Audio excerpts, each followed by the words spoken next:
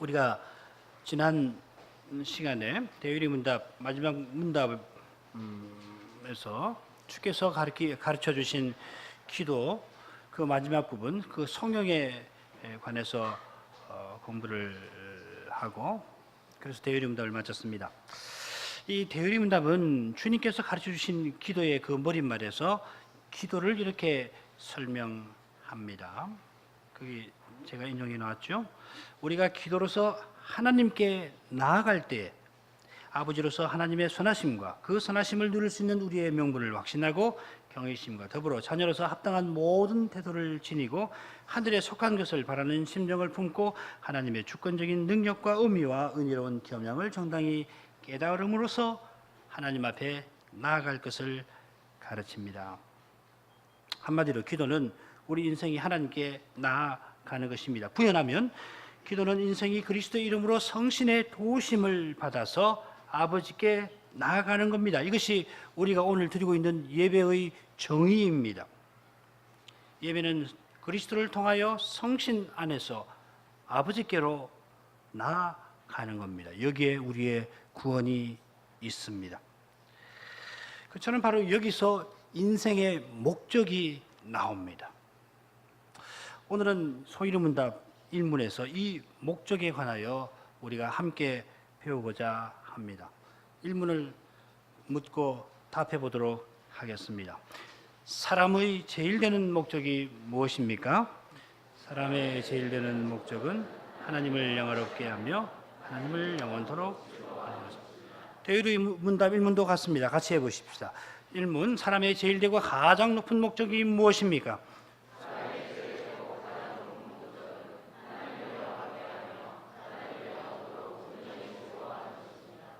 소위문답 1문은 사람의 제일 되는 목적에 관해서 묻고 그 목적을 둘로 나누어 가르칩니다. 첫째는 하나님을 영화롭게 하는 것이고 둘째로 하나님을 영원토록 즐거워하는 것입니다. 그래서 오늘 우리는 사람의 목적, 하나님을 영화롭게 함, 그리고 하나님을 즐거워함에 관해서 각각 생각을 해보겠습니다.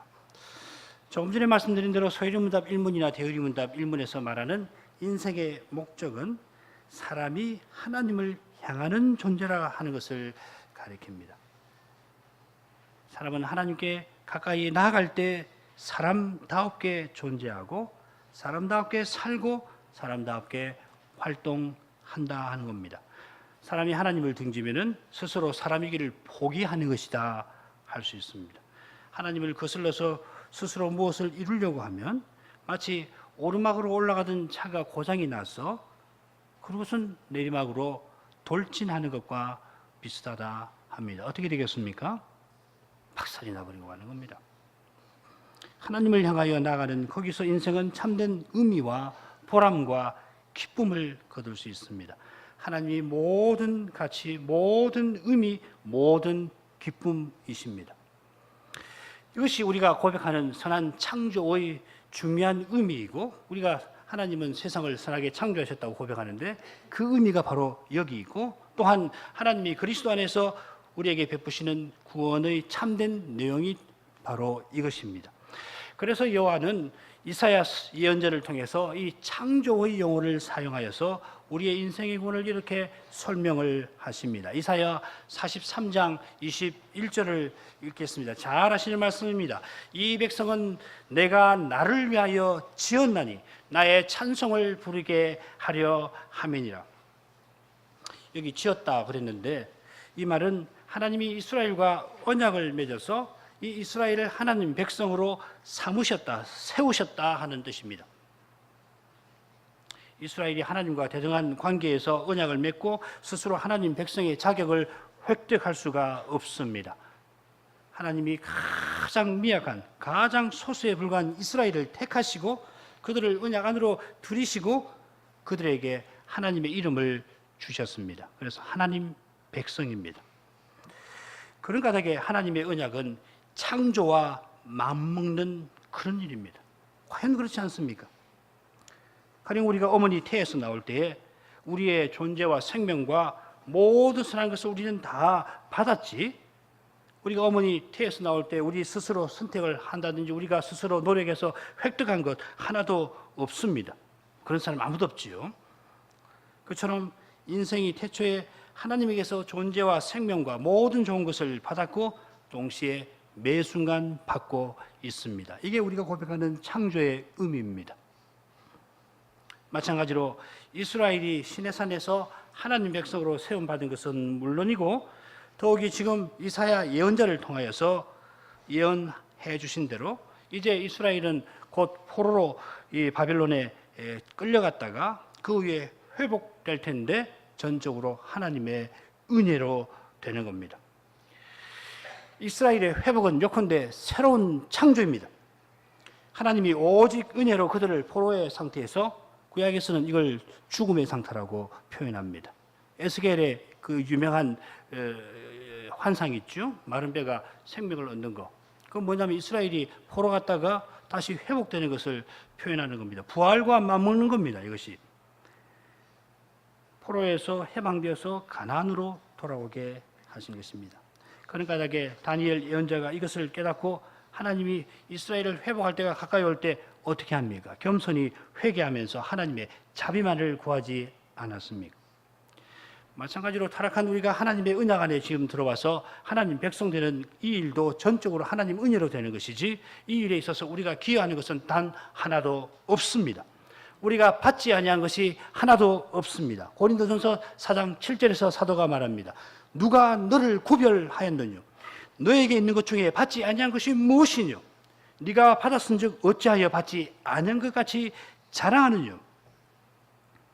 바울 사도가 지금 이 교만한 마음으로 서로 다투고 있는 이 고린도 교회를 책망하는 말씀입니다.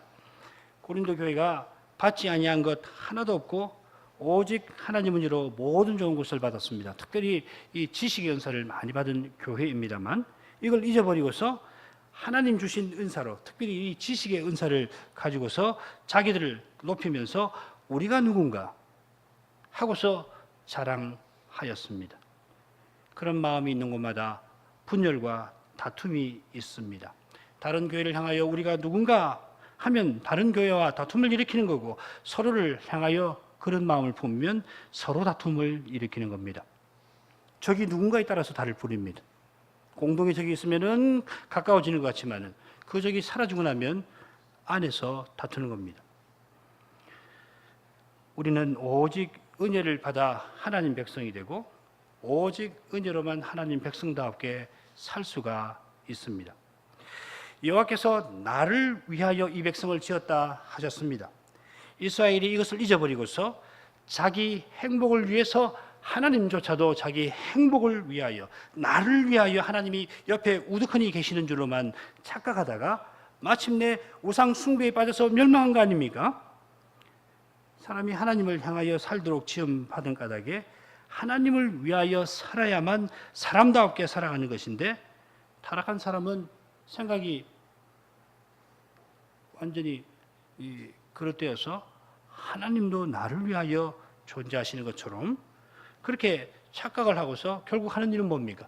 자기보다 못한 피조물을 하나님처럼 섬기는데 떨어지는 것입니다. 그게 바로 우상 숭배입니다. 그러므로 여호와께서 바벨론 포로에서 이스라엘을 회복하실 때 시내산에서 그들과 언약 맺으신 그대로 하나님을 위하여 살도록 하시는 겁니다. 이스라엘이 제사장 나라와 거룩한 백성으로 살도록 하시는 것입니다. 제사장 나라가 뭡니까? 제사를 통해서 하나님 가까이 나아가는 나라입니다. 이스라엘이 하나님을 가까이 할 때 어떤 일이 일어납니까? 그들이 하나님의 영광, 지성소에서 조용히 비치는 그 영광을 보고서 거룩한 백성답게 변화되어 가는 겁니다. 하나님의 온전하심을 본받아서 거룩한 사랑을 피차에 나타내고 나아가서 원수에게도 자기의 원수에게도 나타내며 살 수 있게 됩니다. 하나님을 가까이 하는 것이 얼마나 복된 일이고 하나님을 본받는 것이 얼마나 즐거운 일입니까? 그러므로 하나님이 나를 위하여 지으셨다 하시는 이것은 결국 우리의 유익을 위한 것입니다. 사람이 말하는 나를 위하여와 하나님이 말씀하시는 나를 위하여는 실로 하늘과 땅처럼 다릅니다. 하나님을 위하는 거기서 우리 인생에 참된 유익이 가능합니다. 하나님을 향하여 가는 거기서 우리의 참된 기쁨이 나옵니다. 반대로 나를 위하는 거기서 우상 숭배가 발생합니다. 나를 위하는 거기서 온갖 악이 나옵니다. 나를 중심으로 삼으면 다툼이 나고 하나님을 향하면 거룩한 사랑이 나와서 참된 통일이 생깁니다. 가장 여러분, 식구들을 하나님께로 향하게 하십시오. 직접 대하지 마십시오. 남편과 아내 여러분, 서로가 직접 대하려고 하지 마십시오. 그게 바로 우상 숭배입니다. 사람은 직접 대하게 되어 있지 않아요. 그리스도를 통해서, 하나님 말씀을 통해서 대하는 거예요. 하나님 말씀을 놓고서 대하는 겁니다. 빼버리고 내가 내 남편이니까, 내 아내니까, 내 자식이니까, 내 부모니까 하고서 직접 대하는 거기서 바로 우상 숭배가 나오는 겁니다. 분열이 나오는 겁니다. 우리 가정 여러분들은 말씀으로 가정을 이끄십시오. 그러면 그 가정에 참된 평화가 임할 것입니다. 사람의 주장을 앞세우면 분열이 일어나고 하나님 말씀을 따르면 거룩한 통일이 나타납니다. 하나님이 나를 위하여 이 백성을 지었다 하시는 것은 하나님 백성의 영광을 위하심입니다. 고린도전서 2장 7절입니다. 오직 비밀한 가운데 있는 하나님의 지혜를 말하는 것이니 곧 감추었던 것인데 하나님이 우리의 영광을 위하사 만세전에 미리 정한 것이라. 우리가 하나님의 영광을 위해 지원받았는데 여기서 사도는 하나님이 우리의 영광을 위하사 만세전에 비밀한 경륜을 정하셨다 합니다. 놀라운 말씀이죠. 처음 읽을 때 이해 못했습니다. 사람은 하나님의 영광을 위해 지원받았다 늘 그렇게 외우고 생각했는데 이 말씀 볼 때 이게 무슨 말이지? 하나님이 자기의 영광을 위해서가 아니라 우리의 영광을 위해서 원문 찾아봤습니다. 우리의 영광을 위해서 맞습니다. 하나님이 만세전에 정하신 이 비밀한 경륜이 무엇인가를 배우면은 하나도 어렵지 않습니다.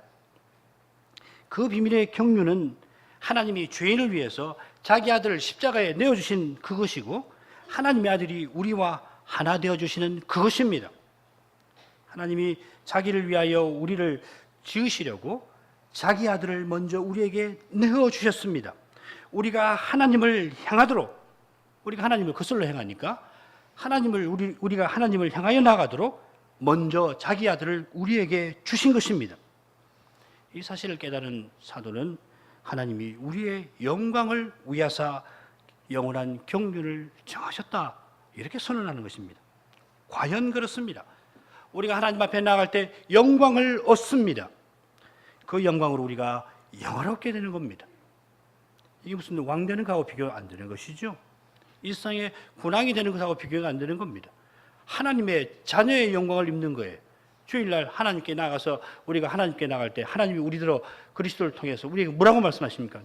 너희는 내 자녀라 말씀하시는 겁니다. 예배에서 그 확신을 우리의 마음에 들려주시는 겁니다. 우리가 하나님의 자녀입니다. 얼마나 영광스럽습니까? 어려운 가운데 겸손히 하나님의 이름을 부르는 그는 불쌍한 사람이 아니라 영광에 나가는 사람입니다. 사람으로서는 절망이라고 여겨져서 속으로 사람이니까 속에서 기도밖에 할 수 없느라고 하는 마음이 드실 때에 그러나 그 기도를 통하여 사실은 영광으로 나아가고 있음을 기억하시기를 바랍니다. 기도할 수 없던 내가 삼위 하나님의 은혜로 말미암아 기도할 마음을 여전히 품고 있다는 바로 그 사실에서 하나님의 거룩한 사랑의 영광을 발견하시기를 바랍니다. 그 사랑을 참으로 깨달을 때에 그 영광이 여러분을 이미 영원한 자리로 이끌어 갈 것입니다. 자기 아들을 내어주신 그 사랑 안에서 여러분이 참된 해답을 발견하실 수가 있을 겁니다. 여러분 당면한 현실은 여전히 어려우실 겁니다. 기도밖에 할 수 없구나. 그 마음이 들었다고 해서 갑자기 문제가 싹 풀어진다. 그런 법 없지요. 여전히 당면한 현실은 어려울 겁니다. 문제가 여전히 눈앞에 어른거릴 겁니다. 그러나 나를 사랑하시는 하나님 안에서 여러분이 감사의 심령을 품게 되실 겁니다. 교회 여러분, 이것이 지상에서 우리가 누리는 영광 아닙니까? 사람의 간교한 꾀에 무참히 당할지라도 똑같이 간간 꾀로 맞서지 아니하고 잠잠히 하나님께 나가 호소하는 신자의 눈물에 하늘나라의 영광이 거기 서려 있지 않습니까? 억울한 일을 당해도 사람을 찾아다니면서 억울한 심령을 토로하지 아니하고 모든 사실을 아시는 하나님 앞에 내 아버지께 나아가서 겸손히 그 자비를 구하는 마음이 얼마나 고결한 마음입니까? 핍박하는 자를 저주하지 아니하고 오히려 축복하는 마음이 이 세상에서는 찾아볼 수 없는 마음이 아니고 영원한 하늘에서 주신 마음 아니고 뭡니까? 지상에서 우리의 영광은 이렇게 나타나는 것입니다. 그러면은 우리가 어떻게 하나님을 영화롭게 하는 겁니까? 우리가 하나님을 영화롭게 하는 것은 무엇입니까? 조금 전에 하나님께서 나를 위하여 내 백성을 지으리라 말씀하신 사실을 생각하면서 하나님이 그렇게 지으신 목적이 결국은 우리의 영광을 위하여 하신다 하는 사실을 생각했는데 우리가 이런 거룩하고 복된 사실을 깨달을 때 어떻게 하나님 영광을 찬송하지 않을 수가 있겠습니까? 그래서 이사야 43장 21절에서도 나의 찬송을 부르게 하려 함이라. 부르게 억지로 불러라 그거 아니죠. 하나님께서 억지로 불러라 하시는 거 아니고 부르지 않을 수 없도록 하시겠다는 말씀 아니에요? 우리가 우리를 영화롭게 하시는 이 하나님의 영광을 배울 때에 그 영광을 찬송하지 않을 수가 없게 되는데 찬송하지 않을 수 없게 만드시는데 바로 그것이 하나님을 영화롭게 하는 것입니다. 우리가 주일 오전에 상고하는 디모데전서에서 한번 생각해 보죠. 이미 잘 알고 계시니까 제가 자유롭게 설명을 할 수가 있겠습니다. 바울 사도가 이 서신을 썼을 때 에베소 교회가 얼마나 심각한 현실에 처해 있고 그런 현실을 앞두고 바울 사도가 얼마나 마음이 답답했을까. 오전에도 우리가 생각을 했습니다마는 디모데전서 3장 14절 15절 보면은 서신을 쓰는 목적을 밝히는 자리에서 내가 내게 속히 가기를 바란다 하면서 이것을 내게 쓴다 하였습니다. 에베소 형편이 얼마나 심각하고 그 형편을 바라보는 사도가 사람으로서는 얼마나 마음이 다급한지를 짐작하고 남음이 있습니다. 그 심경이 디모데전서 처음에도 잘 나타납니다. 상당히 무거운 어조로 인사말을 기록하고 그 인사말을 마침과 동시에 마치기가 무섭게 사도는 1장 마지막까지 이 거짓 선생의 문제를 길게 다루고 있습니다. 철저히 다룹니다. 그런데 교회 여러분, 이 거짓 선생의 문제를 다루는 그 처음과 이 마지막을 보면은 사도가 그러니까 거짓 선생의 문제를 1장에서 마지막까지 다루고 또 4장에서 다루고 6장에서 다루는데 이 서신 처음과 마지막에 한번 보십시오. 사도가 하나님께 영광을 돌립니다. 1장 17절 만세의 왕 곧 썩지 아니하고 보이지 아니하고 홀로 하나이신 하나님께 존귀와 영광이 세세토록 있을지어다. 아멘. 이게 1장에서 거짓 선생의 문제를 다루는 중간의 결론입니다. 마찬가지입니다. 디모데전서 6장 15, 16절도 마찬가지입니다. 6장 3절부터 마지막 21절까지든가요. 여기서 거짓 선생의 문제를 다시 전하는데 중간에 마지막 중간 결론으로 성령이 나옵니다. 오늘 읽은 말씀입니다. 기약이 이르면 하나님이 그의 나타나심을 보이시리니 하나님은 복되시고 홀로 한 분이신 능하신 자시며 만왕의 왕이시며 만주의 주시요 오직 그에게만 죽지 아니하며 있고 가까이 가지 못할 빛에 가시고 아무 사람도 보지 못하였고 또 볼 수 없는 자시니 그에게 존귀와 영광을 돌릴지어다. 아멘. 그렇게 심각한 현실에서 그렇게 다급한 심경을 품고서 어떻게 이런 성령을 드릴 수가 있습니까? 심각한 현실에 빠지면은 찬송이 나오기는커녕 탄식이 절로 나오고 우리의 심경이 다급해지면은 그 심경 자체를 토로하는 말이 쏟아져 나오기 쉽지 하나님을 향한 찬송이 잘 나오시던가요? 평범한 저는 그렇지 않아서 말씀을 드리는 겁니다. 지금 성령을 바라는 때는 사도가 서신을 쓰고 있는 중입니다. 그렇죠? 이 서신을 쓰는 중에 거짓 선생의 문제가 해결되었다는 소식이 지금 사도에게 당도했습니까? 아닙니다. 한달음에 달려가야 할 그런 급한 현실입니다마는 사정은 정반대입니다. 할 수 있는 일이라고는 연수한 디모데를 대신 보낼 수 있었을 뿐이고 연수한 디모데를 격려하기 위해서 서신을 급히 써야 쓸 뿐입니다. 눈에 보이는 현실은 성령이 나올 수 없는 그런 현실입니다. 성령이 나올 수 없는 현실에서도 사도가 성령을 드릴 수 있는 유일한 이유는 사도에게는 없습니다. 아까 읽은 디모데전서 6장 15절에 있습니다. 하나님이 그의 나타나심을 보이시니 그리스도의 재림을 가져오시리니 그 말입니다. 하나님이 세상에 그리스도를 다시 보내신다는 사실입니다. 하나님이 그리스도를 통해서 에베소 문제의 교회의 문제를 풀어주신다고 지금 무슨 특별 계시를 그에게 주신 것 아닙니다. 그러나 다시 오시는 그리스도 안에서 사도는 당면한 현실의 궁극적인 해답을 발견할 수가 있었던 겁니다. 에베소 교회의 문제가 해결될지 아니 될지 사도로서는 장담할 수가 없습니다. 실제로 디모데 후서에 보면은 거짓 선생 후메네오의 이름이 등장하는 것을 볼 수 있는데 디모데 전서를 보낸 결과로 이 거짓 선생의 문제가 다 해결되지 아니한 것이 틀림없습니다. 디모데전서 1장 끝에 사도는 후메네오를 출교시킨다는 뜻을 밝히고 혹시 그가 출교를 통해서 회개하고 돌아왔으면 그런 심경을 표현하고 있습니다마는 사도 말년에 기록한 디모데 후서를 보면 그는 여전히 에베소 교회에서 활동하면서 부활은 이미 지나갔다 하는 이 거짓 교훈을 계속 퍼뜨리고 있습니다.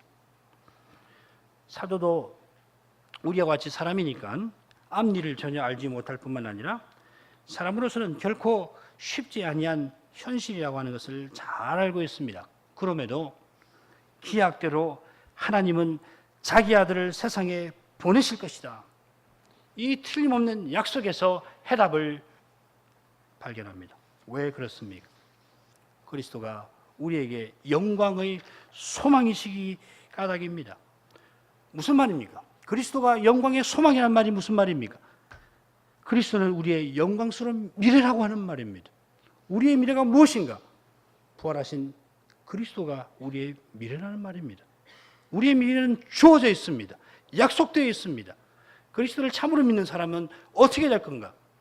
부활하신 그리스도가 이미 우리의 미래라고 하는 것을 보여주고 계시는 겁니다. 지금 우리가 어떤 형편에 있든지 우리의 형편이 사람 눈에 어떻게 비치든지 우리는 장차 그리스도와 같아질 겁니다. 우리가 장차 그리스도와 함께 영광에 이르기 위해서 지금 고난 받아야 합니다. 그리스도를 믿는 그 이유로 미움받아야 하고 그리스도를 드러낸다는 그 이유로 오해를 받아야 합니다. 사람의 꾀에 당하면서도 똑같이 그 꾀를 사용하지 않아야 하기에 바보 취급을 받아야 합니다. 터무니없는 오해의 말을 듣습니다마는 맞대응하면서 해명하느라고 돌아다니지 아니하고 오히려 스스로 벙어리 신세가 되는 겁니다. 그러나 그리스도 다시 오시는 그날에 그분이 이 심정을 다 헤아려 주실 뿐만 아니라 우리를 주님과 같아지게 만들어 주십니다. 사람이 연약하니까 사람은 풀이잖아요. 인생은 풀이잖아요. 이 뜨거운 여름날 풀 금방 말라버리지 않습니까? 그게 우리 인생 아닙니까? 그러니까 뭐 지금은 예타하지 않을 수 없습니다만은 그때는 예타하는 그 기억을 사라지게 만들어 주십니다. 미련한 인생이라 지금 뭘 어떻게 해야 될지 문제에 휩싸이면은 종잡을 수가 없어서 뭘 어떻게 해야 될지 도무지 알 수가 없고 밤을 새셉니다. 잠이 오지 않습니다. 생각하고 또 생각합니다. 이렇게 생각하고 이렇게 뒤척이며 생각합니다. 답이 나오지 않습니다. 그러나 그때는 그리스도로만 가득한 그런 세계에 나를 들어가게 하실 겁니다. 걱정할 거 하나도 없습니다. 온 세상이 그리스도니까 염려할 것이 없어요. 지금은 그러지 않으니까 염려해야 되잖아요.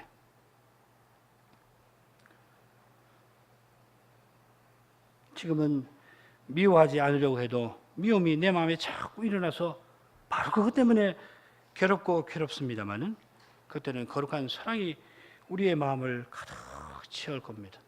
사랑 자체가 될 거예요. 어떤 문제는 우리가 세상에서 다 못 풉니다.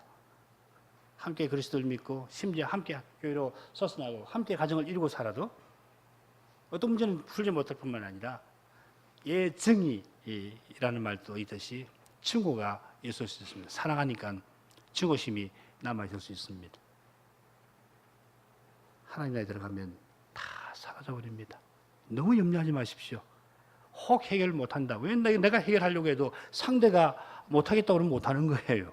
내가 아무리 그러지 말자 해도 상대가 싫다고 그러면 어떻게 할 수가 있나요? 괴롭지요. 그때는 다 사라져 버립니다. 지금 우리가 연약하기 때문에 온갖 문제에서 오해가 생길 수 있고, 견해가 다른 것은 큰 문제 아니에요. 오해도 있고, 사실 관계를 모르기 때문에 오해하기도 하고, 등등등등. 사랑하니까 미움도 더 강렬해질 수도 있고, 그렇죠? 가정 안에서 부모 자식 간에, 부부 간에 얼마든지 있을 수 있습니다. 주님 다시 오신 날 다 없어집니다. 너무 염려하지 마십시오. 그 소망에 이끌려서 다시 현실로 돌아오십시오. 두려워하지 말고 현실을 부딪히십시오. 안 되는 거 아닙니까? 됩니다. 왜 안 됩니까? 안 돼도 너무 염려할 거 없습니다. 그리스도는 영광의 소망이십니다. 우리의 영광스러운 미래이십니다. 그걸 보시고 너무 미워하지 마십시오. 오해하더라도 풀어버리시고 미워하는 마음 내놓으십시오. 다 우리가 주의 앞에 쓸 거 아니에요? 주님 앞에 다 쓰는 거라고요. 얼마나 복스러운 미래입니까? 거룩한 사랑으로 내 마음이 가득하고 온 세상이 사랑으로 가득합니다. 미움이 없습니다. 그리스도로 가득합니다. 내 마음, 온 세계, 새하늘과 새 땅, 내가 대하는 모든 사람들 전부 그리스도로 가득합니다. 그 세계가 우리를 기다리고 있습니다. 그 세계로 나가십시다. 그리로 향해 나가는 겁니다. 날마다 그 소망을 품고 한 발 한 발 그리로 나가는 겁니다. 우리에게 요구되는 건 그겁니다. 포기하지 말고 나가는 거예요. 오늘 못하면 내일 하면 됩니다.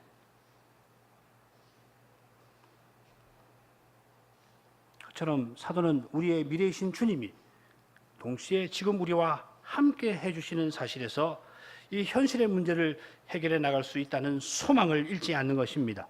거짓 선생들이 스스로 의인이라 자랑하면서 약한 교인들 마음을 마구 사로잡아서 자기들 마음대로 일을 벌이고 있습니다만은 악한 일을 벌이죠. 결국 자기 탐욕을 충족시키고 있습니다만은 사도는 주님이 죄인 중에 괴수인 자기를 긍휼히 여겨주시고 무한한 은혜를 베풀어 주셔서 이런 나를 사도로 삼아주신 그 사실에서 그 주님이 이 나를 통해서 이 심각한 문제도 해결해 주실 수 있으리라 소망을 발견하는 겁니다. 나를 이 일을 위해서 세워놓으신 거 아니냐? 나를 이 일을 하라고 세워놓으신 거 아니냐? 그 주님이 나를 원하시면 나를 통해서라도 이 문제를 풀어주시리라 하는 겁니다. 가장 여러분 그렇게 생각하십시오. 여러분이 왜 가장 되셨습니까? 가장으로 세우신 이유는 여러분이 무슨 자격이 있어서 가장 세워놓으신 거 아닙니다. 가정에 일어난 문제를 이 머리로서 해결하라고 세워놓으신 겁니다. 여러분 자신에게서 무슨 해답을 찾으려면 안 나올 겁니다. 나를 가장 세우신 그 주님을 바라볼 때 이런 나를 가장으로 세우신 주님이 나를 통해서 원하시면 문제를 풀 수 있으리라. 그리고 주님께 맡기십시오.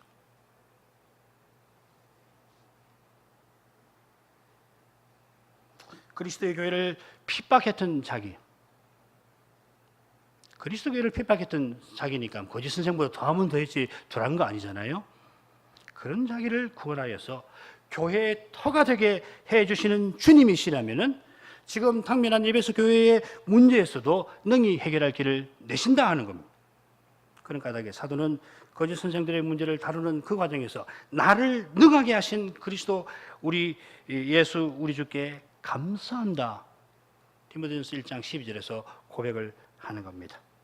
바로 이런 감사의 심정, 죄인이 나에게 무한한 은혜를 주신 그 은혜에 감사하는 심정에서 하나님께 영광 돌릴 수가 있었던 겁니다. 사람의 능력이 막다른 골목에 봉착할 때 사람으로서는 또 사람에게서는 아무런 소망을 찾을 수 없는 그런 순간에 하나님의 능력이 그리스도를 통해서 나타난다는 것을 깨달으면 그 마음은 하나님을 영광을 찬송하는 대로 나가는 겁니다. 조금이라도 사람이 무엇을 이루었다는 마음이 있는 곳에서는 참된 성령이 나올 수가 없습니다.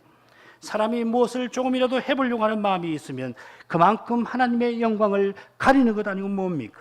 오직 하나님이 하셨다. 빈말 아니고 참으로. 오직 하나님의 은혜라. 하나님이 전부라고 고백하는 거기서 하나님은 찬송을 받으시는 것입니다. 한낱 사람에게 있는 그것으로서 무엇을 이루고서 그걸 가지고서 하나님께 영광을 돌린다. 그런 말 하지 말아야 합니다. 도덕이나 상식으로 행한 그것으로 만족한다면 하나님께 영광 돌리는 것 아닙니다. 만일 그렇다면 공자나 맹자가 신자보다 하나님께 영광을 돌렸다 말해야 옳을지 모르겠습니다. 그처럼 입바른 소리 잘하는 이 세상 평론가들이 다른 사람의 죄를 보고도 드러내지 아니하는 겸손한 신자보다 하나님께 영광을 돌렸다 말해야 할지 모릅니다. 그렇지 않습니다. 이러한 생각이 바로 하나님의 영광을 배우지 못한 증거일 겁니다. 로마 가톨릭 교회가 소위 익명의 그리스도인이라고 하는 그런 개념을 주장하고 착하게 살면 하나님이 지옥에 보내지 아니하신다. 어떻게 지옥 보내시겠느냐? 천국에 보내실 것이다. 하고 가르치는 것은 그들이 하나님의 영광을 제대로 보지 못한 겁니다. 사람이 내놓는 희생이 아무리 고결한들 그리스도의 십자가에 비할 것입니까? 사람의 도덕이 아무리 뛰어난들 그리스도의 인격에 비할 것입니까? 하나님이 세상을 유지 보존하시려고 뭇사람에게 선한 것을 주시는데 가령 부모에게 자식을 사랑하는 마음을 주십니다. 우리 주님은 자식을 사랑하는 우리 부모를 향하여 너희가 악한 자라도 자식에게 좋은 것을 줄 안다 하십니다. 우리가 자식에게 좋은 것을 줄 수 있는 것은 죄인인 우리에게 하나님이 그런 마음을 주신 까닭이고 우리가 자식에게 떡을 줄지라도 변할 수 없는 것은 우리가 여전히 악한 부모라고 하는 사실입니다. 주님이 악하다 하셨습니다. 악한 부모로서 우리가 구원에 이를 수 있는 유일한 길은 우리의 죄를 겸손히 회개하고 그리스도의 공의를 의지하는 그것뿐입니다. 내가 자식에게 좋은 것을 주었으니 자식에게 좋은 것을 주었다는 그 이유로 구원을 받을 수 있습니까? 아무도 그렇게 생각 못할 겁니다. 내가 자식을 위해서 이만큼 희생했으니까 이 희생한 이걸 가지고서 구원받겠다고 하나님 앞에 내놓을 수 있습니까? 아니요. 그럴 수 없습니다. 그처럼 하나님이 받으시는 선을 내놓는 길도 오직 그리스도의 생명을 받아 그 생명을 살아내는 것뿐입니다. 이게 우리의 매일의 과제 아니에요. 우리의 직업이 무엇이든지 우리의 소명이 무엇이든지 우리가 어떤 형편에 있든지 우리 모두의 과제가 뭡니까? 그리스도의 생명을 받아서 이 생명을 우리의 자리에서 살아내는 겁니다. 하루를 살더라도 그리스도의 생명을 살아내느냐는 것이 중요한 거예요. 그거 없으면은 예를 들면 뭘 이뤘다 하더라도 그게 뭡니까? 다 사라져 버립니다. 그리스도의 생명을 이루지 아니한 거 다 사라져 버립니다. 그리스도만 남는 거예요. 이게 그리스도인의 매일의 삶의 과제입니다. 고귀한 과제지요. 영광스러운 과제입니다.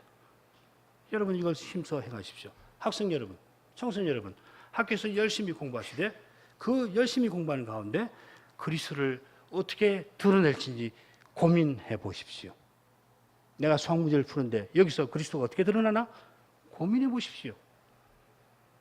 직장에서, 청년 여러분, 직장에서 사람들을 대할 때 내가 어떻게 그리스도를 직장에서 드러내나? 묻고 답해 보십시오. 쉽지 않을 겁니다. 믿음으로 산다는 것이 무엇인지를 실감하실 겁니다. 노력으로 되는 거 아닙니다. 시간관리 책을 자기개발서를 사놓고 읽는다고 해서 그리스도를 드러낼 수 있을 것 같습니까? 아닙니다. 오직 은혜로만 가능합니다. 그걸 하지 못하면은 그런 일이 없다면은 그 하루는 아무 소용없는 것이에요. 학자가 되든지 재벌이 되든지 혹은 위대한 도덕가가 되든지 예술가가 되든지 하나님 받지 않으십니다. 하나님이 받으시는 선은 그리스도의 생명을 살아내는 것 그것뿐입니다.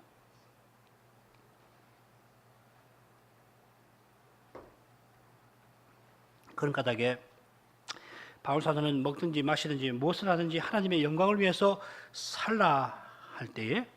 살려고 했을 때 그리스도를 드러내고자 했고 그리스도의 거룩한 사회를 세우려고 합니다.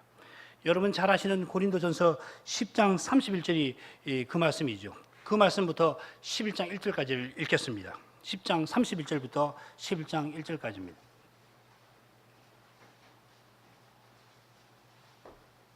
그런즉 너희가 먹든지 마시든지 무엇을 하든지 다 하나님의 영광을 위하여 하라. 유대인에게나 헬라인에게나 하나님의 교회나 거치는 자가 되지 말고 나와 같이 모든 일에 모든 사람을 기쁘게 하여 나의 유익을 구하지 아니하고 많은 사람의 유익을 구하여 저희로 구원을 얻게 하라. 내가 그리스도를 본받는 자 된 것 같이 너희는 나를 본받는 자들아. 31절에 나오는 말씀은 그 다음 이어 나오는 말씀과 붙여서 읽어야 합니다. 사실은 31절 앞에 10장 1절부터 29절까지 30절까지의 말씀과 연결되어 있습니다.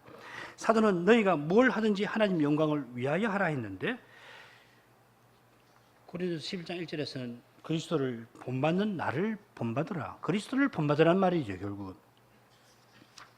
그러니까 우리가 얻을 수 있는 결론은 분명합니다. 하나님의 영광을 위하는 삶은 그리스도를 본받는 그것입니다. 그리스도를 본받는 삶은 그러면 어떻게 가능합니까? 그리스도를 본받는 삶이 뭡니까? 이게 근대 이후의 기독론의 핵심 쟁점이라고 말해도 과언이 아닙니다. 아까도 말씀드렸습니다마는 지금 현대교회에서 가장 중요한 문제가 바로 여기 있는 겁니다. 그리스도를 본받는 것이 뭐냐 하는 겁니다. 여기서 참교회와 거짓교회가 나눠진다고 말해도 과언이 아닙니다. 사도가 교훈하는 그리스도를 본받는 삶은 우리에게 있는 그것으로 혹은 하나님이 일반으로 주신 그것으로 그리스도를 모방하는 것이 아니라 그리스도를 믿는 믿음으로 주님에게서 생명을 받아서 그 생명을 살아내는 겁니다. 내가 그리스도와 함께 죽고 그리스도가 내 안에 사시는 사람만이 그리스도를 본받을 수가 있다 하는 말씀입니다. 한마디로 말씀드리면 믿음으로 사는 겁니다. 그리스도를 믿는 사람은 성신님이 그 믿는 사람에게 그리스도 안에 있는 이 생명이 임하게 해주시고 그리고 그 사람은 계속 성신을 의지함으로 이 생명을 살아내는 겁니다. 자, 그러면 그 사람에게서는 뭐가 나오겠습니까? 그리스도의 인격이 나옵니다. 성신의 열매가 맺힙니다. 그리스도의 사랑이 나옵니다. 그게 성신의 열매에서 제일 중요한 거 아니에요? 나머지 내용은 다 이 사랑의 여러 표현들입니다. 그리스도를 믿노라 하는데 가까이 있는 형제를 사랑으로 대하지 아니하면 그 믿음은 실로 이상한 믿음입니다. 야고보 선생이 말하고자 하는 핵심이 여기 있습니다. 그리스도를 참으로 믿는 사람은 그리스도가 사랑하신 것처럼 사랑합니다. 믿어야 가능합니다. 우리가 그리스도의 사랑을 모방할 수가 없습니다. 사도는 32절, 33절에서 그 사랑의 실질을 보여줍니다. 모든 일에 자기를 기쁘게 아니하고 모든 사람을 기쁘게 하고 자기의 유익을 구하지 아니하고 많은 사람의 유익을 구한다 이렇게 표현합니다. 이게 뭡니까? 그리스도의 삶을 표현하는 겁니다. 로마서 15장에 있는 말씀이 그 말이죠. 그리스도가 자기를 기쁘게 하지 아니하고 이웃을 기쁘게 하셨습니다. 이웃, 심지어 죄악된 이웃, 주님을 대적하는 우리 거짓된 이웃을 위하여서 우리의 유익을 위해서 주님이 십자가에 나가셨습니다. 그처럼 사도도 자기의 유익을 구하지 아니하고 다른 사람의 유익을 구하였습니다. 고린도전서 13장의 사랑장에서 이 점이 강조되어 있지 않아요? 그 유익이 뭡니까? 그리스도를 믿어 구원 얻는 것입니다.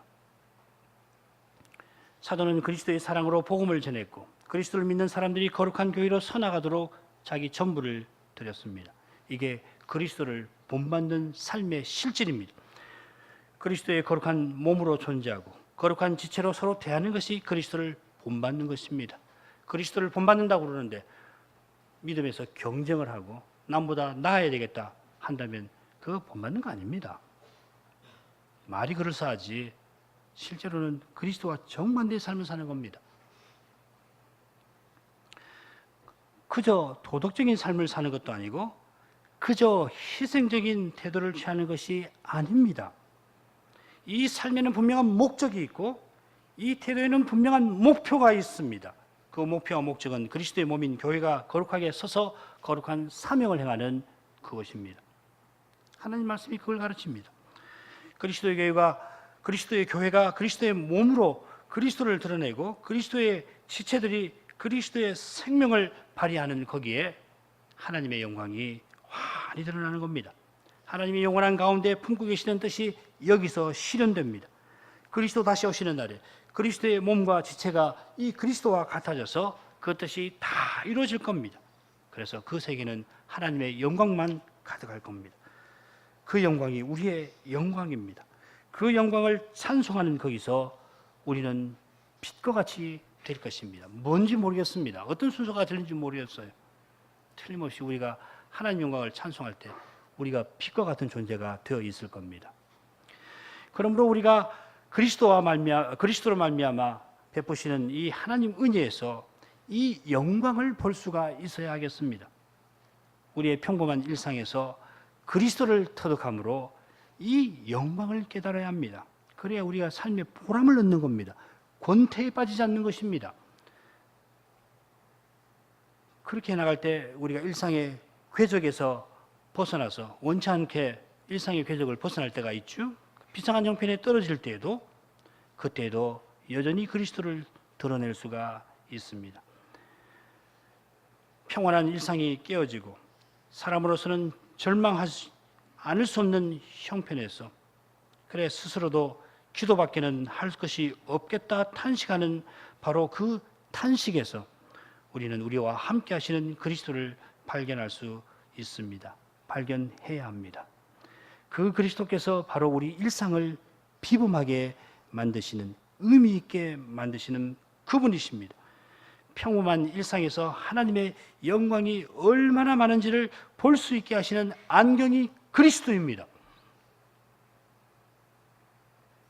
그리스도의 몸인 교회로 서나가는 거기서 하나님이 우리와 함께 하신다. 여기에 하나님이 계신다는 것을 깨닫고 그 하나님 우리를 사랑하신다는 것을 깨달아서 찬송을 드릴 수 있게 하십니다. 그리스도를 통하여 우리를 가까이 하시고 우리를 사랑해 주시는 이 하나님이 우리의 즐거움이십니다. 그리스도를 통하여 우리 하나님을 가까이 하고 이 하나님을 배우는 것이 우리의 참된 기쁨입니다. 시편 73편 25절이 그걸 표현한 줄로 믿습니다. 하늘에서는 주 외엔 누가 내게 있으리요 땅에서는 나의 사모할 자가 주밖에 나의 사모할 자 없나이다.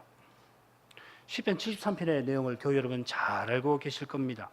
시인은 평생 하나님을 믿고 하나님 말씀을 쫓아 의롭게 살아가는 사람인데 큰 시험에 봉착합니다. 그 이유는 악인들이 형통한데 형통해도 조금 형통한 것이 아니라 너무도 형통해서 이걸 견딜 수가 없게 되었습니다. 그래서 2절을 보면은 나는 거의 실족할 뻔하였고 내 걸음이 미끄러질 뻔하였다 합니다.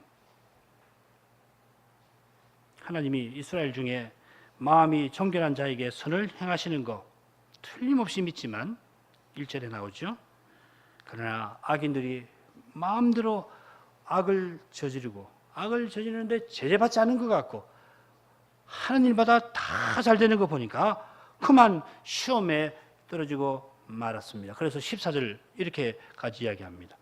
내가 내 마음을 정의하고 깨끗하게 하고 내 손을 씻어 무죄하다 한 것이 실로 헛되도다. 그러니까 지금 시인이 말하는 악인은 어디 있겠습니까? 언약의 울타리 밖에 있겠습니까? 안에 있겠습니까?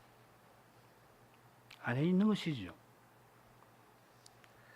할례 받지 아니하는 자가 제 마음대로 이방인들이 하나님 믿지 않는 나라에 속한 사람들이 제 마음대로 악을 행하는 것 봐도 참 마음이 상하고 상할 판인데 하나님이 임재하시는 그 땅에서 언약 백성이라고 하는 사람들이 심지어 하늘을 향해서 함부로 말을 하고 그러더라도 형통한 것을 보니까 시인은 내가 믿는 것이 뭔가? 내가 믿은 것이 뭔가? 내가 믿는 하나님이 참으로 계시기나 한 것인가? 하고 낙담에 떨어졌습니다. 눈앞에 현실에는 아무 소망이 없고 자기 안에도 아무 소망이 없습니다. 그의 마음은 재앙 만난 사람과 같습니다. 그게 14절 말씀일 겁니다. 그런데 그가 거기서 멈추지 아니하고 혹은 거기서 더 떨어지지 아니하고 그 다음에 거기서 멈추고는 더 나가지를 않습니다. 우선은 15절 내가 만일 스스로 이르기를 내가 이렇게 말하리라 하였다면 주의 아들들의 시대를 대하여 괴유를 행하였으리이다. 속에서 내가 믿은 게 뭔가, 내가 헛된 거 한 거 아닌가, 의심이 자꾸 끌어오르지만은 신앙을 부인하는 말을 자기 입으로 내뱉는 데에 나가지 않았다 하는 겁니다. 만약 그렇게 했다면은 하나님 백성을 배신하는 그런 일을 자기가 행하게 되었을 것이다 하는 것입니다. 시인이 시편을 기록한, 성경을 기록한 사람이니까 신앙의 지도자인데 그런 그가 불신하는 말을 내뱉었으면 일반 백성들에게 구약교회에 얼마나 타격을 주었겠습니까? 사람으로서는 그런 말을 내뱉고도 남을 형편인데도 그런데도 그가 그런 말을 하지 않았습니다. 뿐만 아니라 16절을 보면 포기하지 않고 사람으로서 납득할 수 없는 형편을 그래도 이해하려고 전전긍긍합니다. 17절에는 그의 걸음이 성소로 향합니다. 그리고 성소에서 그는 자기가 당면한, 자기 백성이 당면한 어려운 현실에서 보아야 할 빛을 마침내 발견합니다. 18절 이하를 읽겠습니다. 주께서 참으로 저희를, 악인들이죠, 미끄러운 곳에 두시며 파멸에 던지시니 저희가 어찌 그리 졸지에 황폐하게 되었는가, 놀람으로 전멸하였나이다. 주여, 사람이 깬 후에는 꿈을 무시함같이 주께서 깨신 후에 저희 형상을 멸시하리이다. 사람의 눈에는 악인들이 형통의 형통을 거듭합니다마는 믿음의 눈에는 그들의 형통은 오히려 멸망의 낭떠러지로 향하는 질주입니다. 그처럼 악인의 형통은 일장 춘몽에 불과합니다. 20절이죠. 시인은 이 거룩한 빛에서 자기가 누구인지를 봅니다. 하나님 앞에서 자기가 낙담하고 하나님을 향하여 불신하는 마음을 품었던 사실을 가슴 아파하면서 22절 23절에 자기에 대해서 이렇게 고백합니다. 내가 이같이 우매무지하니 주의 앞에서 짐승이 오나 내가 항상 주와 함께하니 주께서 내 오른손을 붙으셨나이다. 성소에 나가기 전에는 자기가 마치 하나님보다도 정의로운 것처럼 생각하고 불의한 현실에 분노하였습니다마는, 그런데 그런 자기가 주의 앞에 서니까 우매무지하기가 짐승과 다를 바가 없었습니다.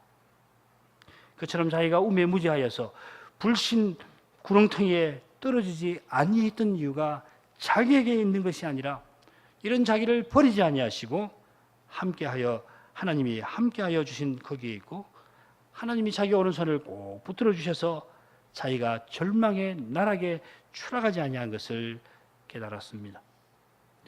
자기가 다른 사람과 달라서 마음을 정결히 하고 손을 깨끗이 하고 살았던 것이 아니라 하나님이 오직 은혜 베푸신 사실이 있어서 믿음을 지키고 순종의 삶을 살 수가 있었던 것입니다. 주님이 친히 인도하셔서 교훈하셔서 말씀으로 인도해 주신 까닭에 사람의 생각으로는 풀 수 없었던 현실의 어려움을 뚫고 나올 수가 있었던 것입니다. 주의 교훈으로 나를 인도하시고, 24절입니다. 하나님께서 말씀으로 친히 인도해 주시는 그 사실에서 또한 시인은 눈에 보이는 현실 저 너머를 바라봅니다.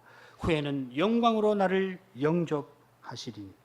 이 어려운 현실 가운데 사람으로서는 이해할 수 없고 견딜 수 없는 이 현실 가운데서도 하나님이 함께 하셔서 말씀으로 자기를 친히 인도해 주셨으니 장차도 자기를 약속하신 영광으로 이끄실 것을 믿을 수가 있었습니다. 그러므로 시인에게 하나님이 전부이셨습니다. 하나님의 성전에 나아가 하나님의 영광을 배울 때에 이 세상도 자기도 다 사라져버리고 우매무지한 짐승과 다름없는, 아니 짐승보다도 못하게 하나님 은혜를 저버리려고 했던 그런 자기를 버리지 아니하시고 친히 인도해 주시는 하나님만 보였습니다. 하늘에서는 주 외에 누가 내게 있으리요, 땅에서는 주밖에 나의 사모할 자 없나이다. 내 육체와 마음은 쇠잔하나 하나님은 내 마음의 반석이시요 영원한 분길이시라. 바울 사도가 고백하는 것처럼 나의 낮은 것이 하나님 은혜이고 내가 수고하여 이룬 모든 것이 나와 함께 하시는 하나님의 은혜입니다. 내가 똑똑해서 내가 남과 달라서 내가 이렇게 하나님 백성으로 존재하는 것 아니고 하나님 백성답게 사는 것 아닙니다. 그런 마음 조금이라도 품지 마십시오. 오직 하나님 안에서 나를 사랑하시는 그분 안에서 나의 낮은 것이 있고 나의 참된 삶이 거기 있습니다. 그리스도 안에서 나를 사랑하시는 하나님 안에서 참된 나를 발견할 수 있고 나와 함께 하시는 그리스도 안에서 참된 나의 삶을 발견할 수 있습니다. 그렇지 않으면 자기를 발견 못해요. 늘 원망이고 늘 갈증이고 늘 괴롭습니다. 늘 눈에 보이는 사람과 비교하고 현실에 매여가지고 그렇게 되는 겁니다. 하나님이 나를 사랑하시는 그 사랑이 내 마음을 휘감을 때 다 사라져버린 겁니다. 하나님 나를 이렇게 사랑하시는가? 이런 나를 그리스도가 지체로 삼아주시는가? 거기서 참된 삶을 살 수 있는 길이 열리는 겁니다. 우리가 사모할 일은 오직 하나님과 그리스도이십니다. 하나님이 그리스도 안에서 먼저 나를 사랑하셔서 나로 하나님을 사랑하지 않을 수 없게 하십니다. 그리스도가 먼저 우리를 사랑하셔서 우리에게 자기를 주심으로 우리가 그리스도께 우리를 드리지 않을 수 없게 하십니다. 하나님을 사랑하는 사람이 자기를 사랑할 수 있고 그리스도를 사랑하는 사람이 형제와 이웃을 섬길 수가 있습니다. 하나님과 그리스도를 사랑하는 것은 하나님과 그리스도를 전부로 알고 그분을 즐거워하는 겁니다. 이게 바로 영원한 분깃이라는 의미입니다. 이스라엘 백성은 가나안에서 기업을 얻었는데 시인은 그 기업에서 하나님 사랑을 깨닫고 하나님 은혜를 구해 바랐고 하나님 영광을 추구하였습니다.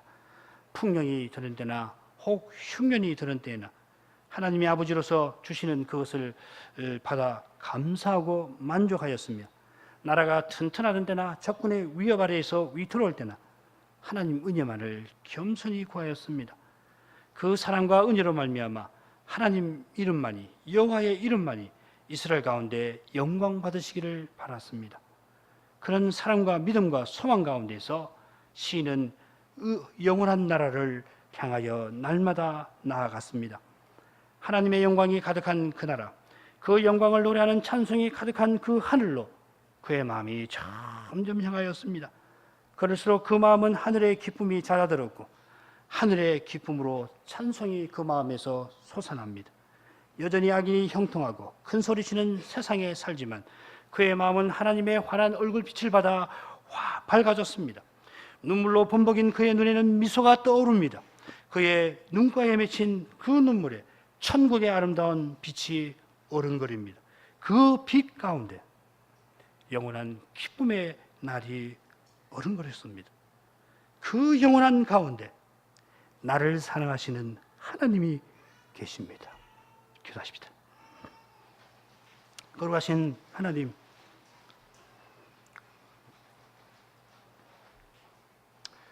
그리스도 안에서 저희를 사랑하여 주셔서 그리스도를 통하여 하나님을 가까이 할 수 있게 하시고 장차 그리스도 다시 오시는 그날을 소망할 수 있게 하시오니 감사하고 감사하나이다. 인생이 본래 하나님을 향하여 지음 받았사오나 죄로 말미암아 하나님을 멀리 떠나 멸망으로 치달았는데 이런 저희를 불쌍히 여기시고 그리스도 독생자를 보내주셔서 그로 말미암아 다시 하나님을 가까이 할 뿐만 아니라 영원히 하나님을 모시고 살 소망 가운데 나오게 하시옵나이다. 이 영원한 소망이 저희 안에 있어서 인생길에 나가는 시련과 고난 가운데에서 슬픔과 고통 가운데에서 저희가 낙담하지 아니할 수 있사오며 영광의 소망, 우리의 영광스러운 미래이신 주님이 우리와 함께 하셔서 저희를 친히 인도하시옵나이다. 그 주님이 우리와 지금 함께 해 주시옵나이다. 가장 어려운 그때에도 그리스도의 얼굴에서 하나님 영광을 배웁게 해 주옵소서. 그리스도를 통하여 저에게 비추시는 그 환한 얼굴빛을 배웁게 해 주셔서 그 얼굴빛이 충만한 그날을 더욱 소망하게 하옵소서. 이 소망으로 참된 기쁨 가운데에서 참 기쁨이신 하나님 안에서 날마다 살아갈 수 있게 하옵소서. 예수 그리스도 이름으로 기도하옵나이다. 아멘.